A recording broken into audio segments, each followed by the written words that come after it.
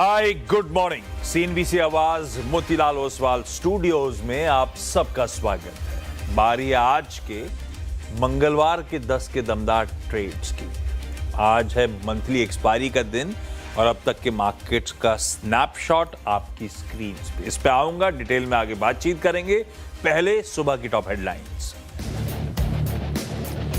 अब से थोड़ी देर में सीएनबीसी आवाज पर सजेगी सबसे बड़ी आर्थिक महापंचायत। विकसित भारत के रोड मैप पर चर्चा के लिए दिल्ली में आज होगा भारत इकोनॉमिक संवाद। पूरे दिन जुटेंगे देश के सबसे बड़े policy makers, industry leaders, economist और मार्केट दिग्गज। देश को $30 ट्रिलियन इकोनॉमी बनाने पर होगा मंथन।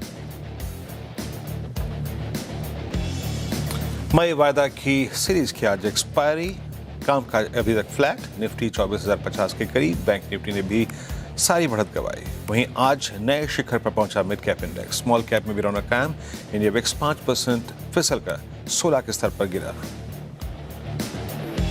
आज के बिग स्टॉक्स और चार्ट। जीपीटी पड़े सटी। कल ब्लॉक डील के बाद प्रीमियर एनर्जीज करीब 3% चढ़ा। साथ ही नए ऑर्डर्स के दम पर चला भारत इलेक्ट्रॉनिक्स। वहीं क्यूआईपी के जहर बाद जेएसडब्ल्यू एनर्जी 2% ऊपर। उधर मजबूत चार्ट के चलते टाटा मोटर्स, पीवी और जायडस लाइफ साइंसेज में हल्की खरीदारी। मेटल, केमिकल और आईटी शेयरों में आज हल्की खरीदारी। करीब 0.5% चले तीनों सेक्टरल इंडिसेस। मेटल में 3% की तेजी के साथ वेदांता बना टॉप गेनर। साथ ही नाल्को और सेल में भी करीब 2% की बढ़त। वहीं कंज्यूमर ड्यूरेबल्स, एफएमसीजी और फार्मा में हल्की कमजोरी। और चौथी तिमाही में कमजोर रिजल्ट्स के बाद टूटा कंटेनर कॉर्पोरेशन। शेयर करीब 5% टूटकर वायदा का टॉप लूजर बना। साथ ही आरवीएनएल में भी कमजोरी, लेकिन नतीजों के बाद अमरा राजा, ब्लू स्टार और ऑफिस में 3 से 7% तक का उछाल।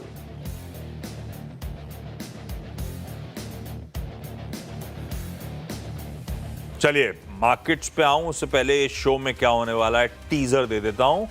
पिछले शो से हमारे साथ मानस जायसवाल और राजेश पालविया कंटिन्यू करते हुए, और साथ में विकास सालुंखे, निर्मल बंग से और सेंट्रम फिनसर्व से नीलेश जैन साहब आपको स्क्रीन पे जुड़ते हुए नजर आएंगे। भाई आप सबको गुड मॉर्निंग। थोड़ी देर में आ रहा हूं आप लोग के 10 के दमदार ट्रेड्स के लिए। मार्केट एक्सपर्ट सुदीप बंदोपाध्याय साहब होंगे। मार्केट्स पे उनसे चर्चा करनी है। कैसे सुदीप जी इस समय मार्केट्स में नेविगेट कर रहे हैं, कितना कैश में बैठे हैं, कहां पैसा लगा रहे हैं, सब जानेंगे। और सुदीप सर तो कई बार स्टॉक पे बात भी कर लेते हैं, तो कोशिश करेंगे उनके प्रिफर्ड आइडियाज भी ले लें। श्रीकांत चौहान कोटक सिक्योरिटीज के हेड इक्विटी रिसर्च होंगे आगे। श्रीकांत बढ़िया टेक्निकल मैपिंग करते हैं बाजार की, तो तकनीकी सेटअप है कैसा, ये श्रीकांत से समझेंगे। और इस शो के दौरान भारत इकोनॉमिक संवाद, उस मेगा आयोजन की शुरुआत भी होने वाली है। जैसी होगी हम वहां का रुख भी करेंगे। लेकिन पहले जरा मार्केट्स बिल्कुल फ्लैट लाइन के इर्द गिर्द, बेसिकली 24,000 के इर्द गिर्द ही हम लोग कामकाज कर रहे हैं। शुरुआत थोड़ी सी पस्त हुई। हमारे बेस 1 जो सुबह चर्चा हुई थी वहां से घूमे, मोमेंटम पकड़ा, फिर मामला पस्त पड़ता हुआ। जैसा निफ्टी नजर आ रहा है वैसे ही कॉन्फ्लिक्टिंग सिग्नल्स भी थे आज के बाजार के लिए। सब कुछ ठीक चल रहा था। आज सुबह अचानक वो समीकरण आए कि थोड़ा सा कुछ निगलिंग वरीज, यूएस ने कुछ ईरान की बोट्स पे हमला कर दिया। तो हालांकि उससे बहुत ज्यादा वेरिएबल्स मूव नहीं करे, लेकिन एक निगलिंग वरी तो आई गई कि वो प्रोस्पेक्ट्स की जल्द साइन हो रहा होगा डील। ऐसा लगा थोड़ा सा मामला ठंडा पड़ेगा। हालांकि क्रूड ने रिएक्ट नहीं करा है, वो सबसे इंपॉर्टेंट। क्रूड थोड़ा सा इंचअप हुआ, रुपया थोड़ा सा कमजोर हुआ है पिछले 2-3 दिनों की स्ट्रेंथ के बाद, तो ये थोड़ा सा निगेटिव था। पर दूसरी तरफ एफएम साहिबा के कल बाजार बंद होने के बाद बयान, खास तौर पे पूछे गए सवाल पे कि टैक्सेशन रिलेटेड रिलीफ, हम मार्केट पार्टिसिपेंट्स की सुनेंगे, जो हो सकेगा करेंगे। उस तरह का बयान अपने आप में कंफर्टिंग था। तो है कॉन्फ्लिक्टिंग रिपोर्ट्स, और वैसे ही बाजार बिहेव करता हुआ एक्सपायरी डे पे आपको नजर आएगा। लेकिन वीरू, अब तक 45-50 मिनट की जो चाल हुई है बाजार की, उसकी रीडिंग आपकी। देखिए आशीष, अभी तक बाजार पॉइंट टू पॉइंट चला है ना, और आपने बिल्कुल सही कहा कि जितनी भी वरीज थी, लेकिन अभी तक क्रूड ने रिएक्ट नहीं किया है ना। सुबह बात हुई थी बेस पे हमें लेना है तो लेना है, और जब तक ये स्क्रीन पे है बाय ऑन डिप्स का ट्रेड काम करेगा। क्रूड भी 98 की ट्रेजेक्टरी में। सो अभी इंडिकेटर्स हमारे अगेंस्ट नहीं खड़े हैं। वो बाय का एक तरफ बेस रख दीजिएगा स्क्रीन पे प्लीज़ ज़रा, वो बेस काम आया। और क्या कहा था आपको कि आपके सभी लॉन्ग ट्रेड्स को इस बात, देखिए अगर आज ये जो होता है ना, आई मीन ये स्ट्राइक्स है ना, ये सब खबरें ना होती तो शायद हम RS2 के लिए खुले थे आशीष, क्योंकि सारे कॉल राइटर्स वहीं थे। जब भी एक्सपायरी के दिन थोड़ा सा भी अगर आप देखें एटमॉस्फेयर स्केप्टिकल हो जाएगा, कॉल राइटर्स नीचे की तरफ आ जाएंगे, और वही हुआ जो मेरा भय था। 24,082, 24,122 फर्स्ट लाइन ऑफ हर्डल, हम वहां तक गए, उसके बाद थोड़ा सिंक हो गया। आशीष मैं फिर कह रहा हूं, पूरे दिन के लिए अभी यही रेंज है, बेस 1 RS1। अगर स्थिति थोड़ी सी अच्छी होती है और हम 24,082 और 122 को काटते हैं, then a move towards RS2 is possible. एक बात तो ये हो गई। दूसरी बात, एक बात याद रखिएगा, परसों छुट्टी भी है ना, बाजार थोड़ा सा अपने रिस्क को अलाइन करने की जरूर कोशिश करेगा आशीष। इन एनी केस अगर हम बेस 1 को वायलेट करते हैं, बेस 1 क्या है, आपने 20 डेमा से थोड़ा ऊपर आके अपने आप को स्थिर कर लिया। आपने पुट राइटर्स का कन्विक्शन देखा 23,900 पे, 24,000 पे। अगर ये वायलेट होता है 934, तो मैं एक पिक्चर आशीष अभी ही ड्रॉ कर दूंगा। इन दैट केस बाजार स्केप्टिकल जब होगा, निफ्टी फिर जाएगा नीचे और 20 डेमा से एक कंफर्मेशन के लिए पॉसिबली जाएगा, और वो 20 डेमा आता है 821 के जोन में। तो अपने आप को इस तरीके से प्रिपेयर कीजिएगा आप निफ्टी के लिए। निफ्टी बैंक में मैंने सुबह भी कहा था, एनी डिप टुवर्ड्स 55,000, 55,100 वो ट्रेड बाय के लिए बहुत पर्याप्त होगा। हम ट्रेड को चेक करेंगे 531 पे, 531 पे गया, इंट्राडे हाई इज 545, 536, 536.80 उसको स्ट्राइक किया, उसके बाद नीचे आ गया, उसके ऊपर टिक नहीं पाया। याद रखिएगा 55,500 कॉल राइटर्स का जोन है। हमें स्ट्रेंथ दिखाने के लिए एक सेशन 531 के ऊपर ट्रेड करना पड़ेगा, तभी स्कोप खुलेगा 691 और 878 का। और एक और पिक्चर यहां भी ड्रॉ कर देता हूं, अगर क्रूड आपके फेवर में सेकेंड हाफ में ना रहे, थोड़ा सा टेंशन क्रिएट हो, in that case violation of base 1, then हमें टिप्स को बाय नहीं करना है, then a liquidation towards base 2 is quite possible. Ashish ये है निफ्टी बैंक का अप्रोच। अच्छी चीज स्क्रीन पे लार्ज कैप स्पष्ट होंगे, बेंचमार्क स्पष्ट होंगे, लेकिन ब्रॉडर मार्केट्स में मोमेंटम इंटैक्ट है। 2:1 का रेशियो अभी भी कंटिन्यू कर रहा है।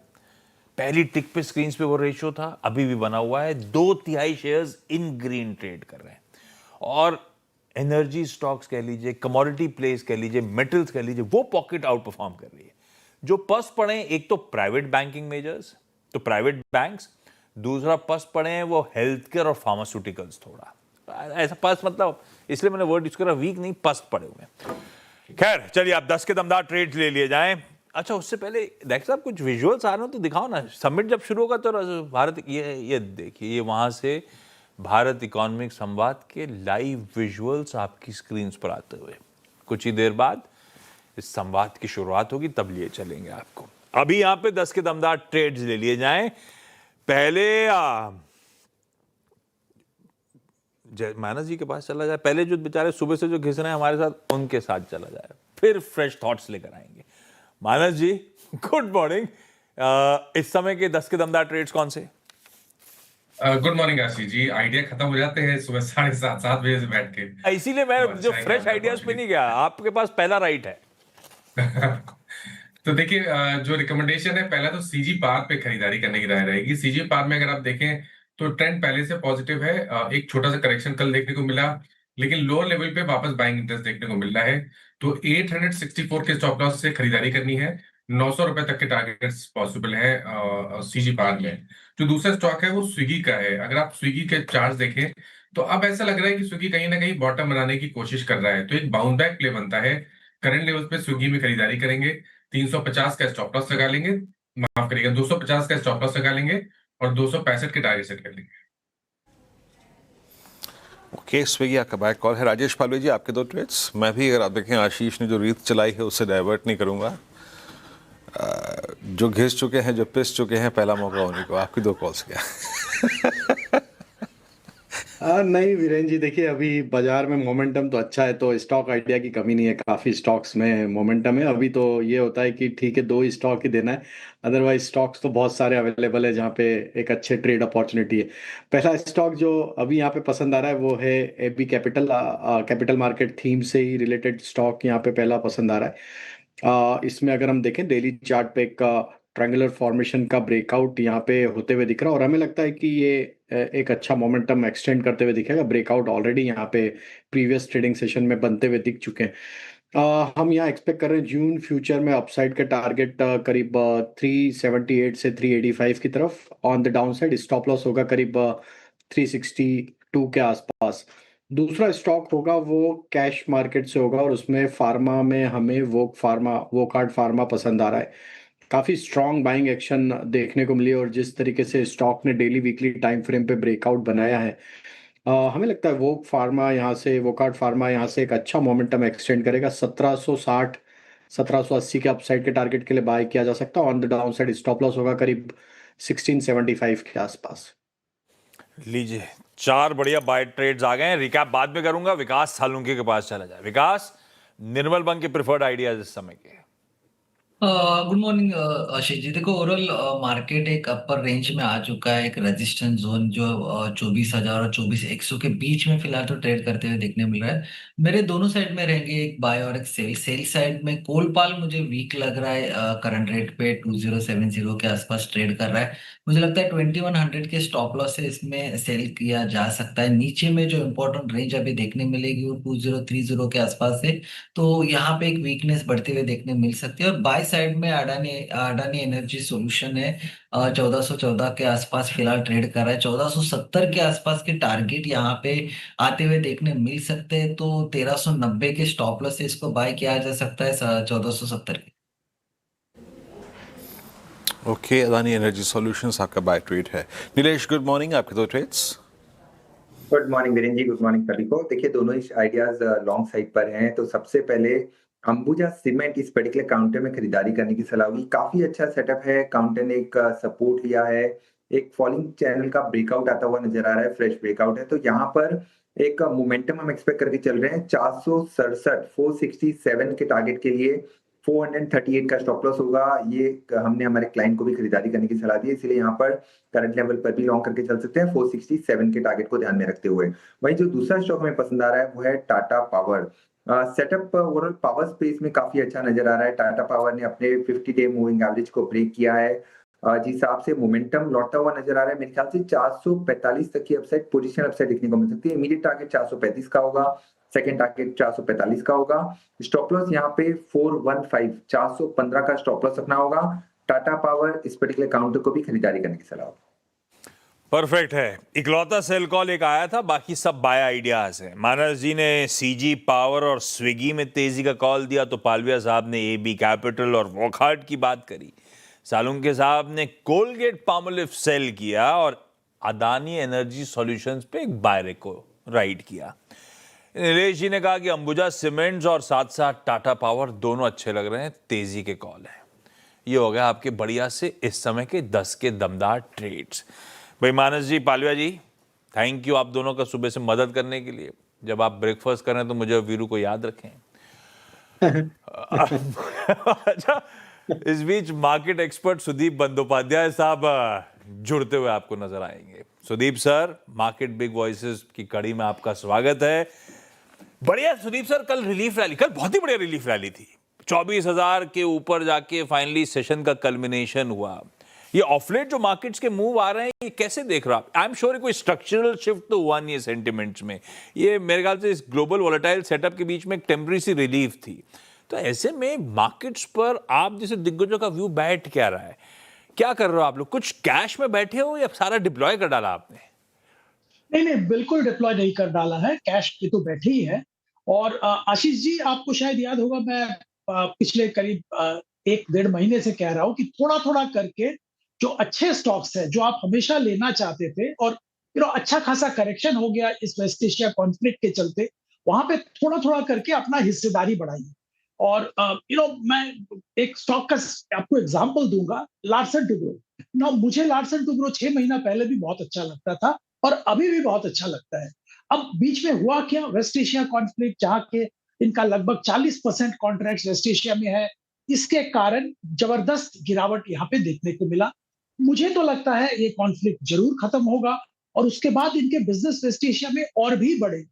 तो ये एक बहुत ही बेहतरीन अपॉर्चुनिटी है थोड़ा थोड़ा करके एक्यूमुलेट करने का। थोड़ा थोड़ा इसीलिए कह रहा हूं कि जैसे आपको भी मालूम है कि ये जो वेस्ट एशिया वाला जो इशू है ये खत्म नहीं हुआ है। हाँ, उम्मीद है कि कुछ ना कुछ सोल्यूशन बहुत जल्द निकल आएगा, पर अभी तक सोल्यूशन निकला नहीं। कल बहुत पॉजिटिव थे सब, आज सुबह थोड़ा बहुत उसमें क्वेश्चन मार्क्स आ रहे हैं। पता नहीं बहुत जल्दी कोई सोल्यूशन होगा या इसमें और भी टाइम लगेगा, पर ओवरऑल एक पॉजिटिव दिशा में हम लोग बढ़ रहे हैं और इसको कह सकते हैं बिगिनिंग ऑफ द एंड। ये मैं कहूंगा, एंड नहीं कहूंगा, beginning of the end of the West Asia conflict, ये मैं जरूर कहूंगा। ज्यादा दूर नहीं है उस कॉन्फ्लिक्ट के खत्म होने से, अभी खत्म नहीं हुआ ऐसा कह लीजिए। ये सुदीप सर, मैं इधर उधर हिलता हूं तो मेरे पास तो वीडियो जर्नलिस्ट हैं, वो मेरे को मेरा कैमरा हिला लेते हैं मेरे साथ। ये आपके साथ कौन है? आपका कैमरा कैसे हिल रहा था?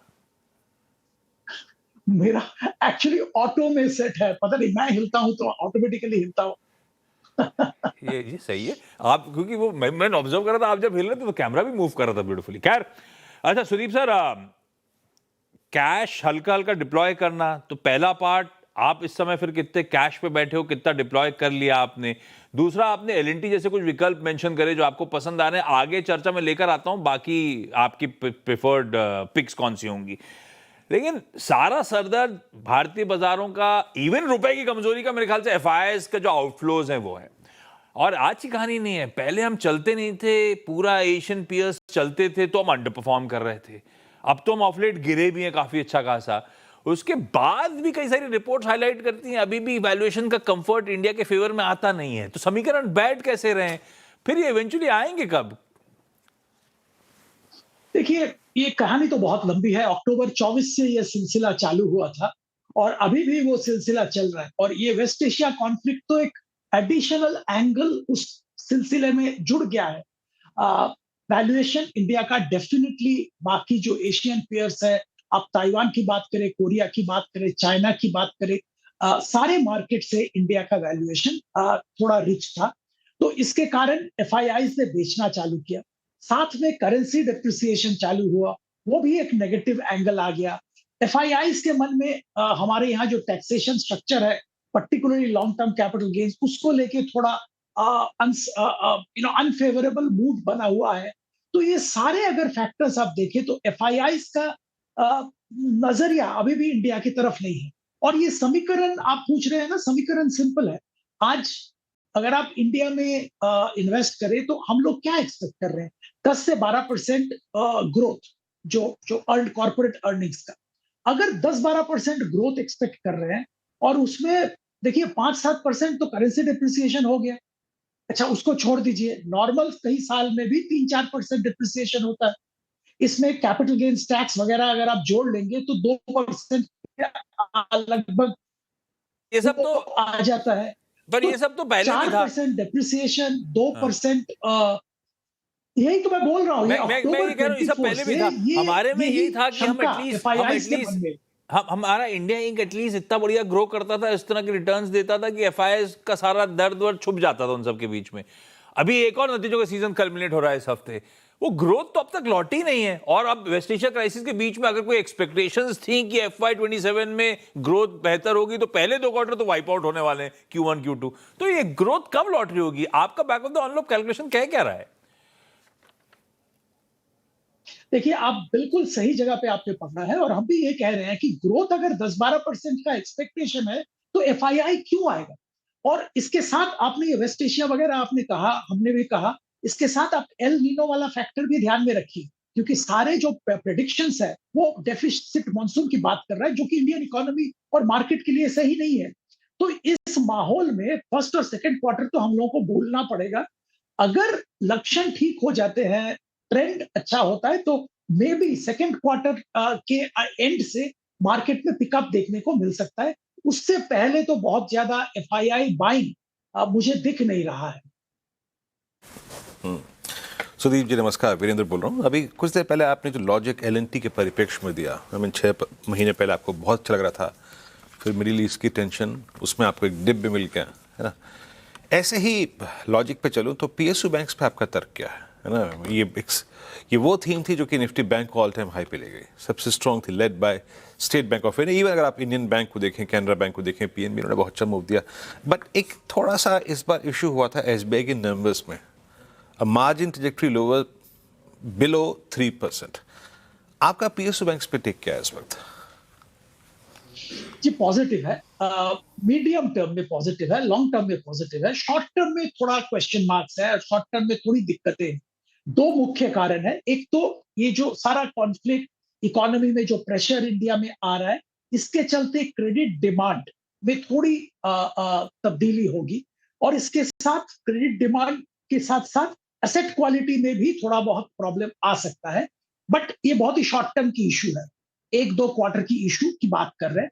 साथ में आपको ध्यान में ये भी रखना पड़ेगा, आरबीआई ने जो provisioning norms, expected credit loss के जो नए नॉर्म्स इंट्रोड्यूस कर रहे हैं, उसके चलते पर्टिकुलरली पीएसयू बैंक्स में एक बार के लिए एक हिट आने की संभावना है।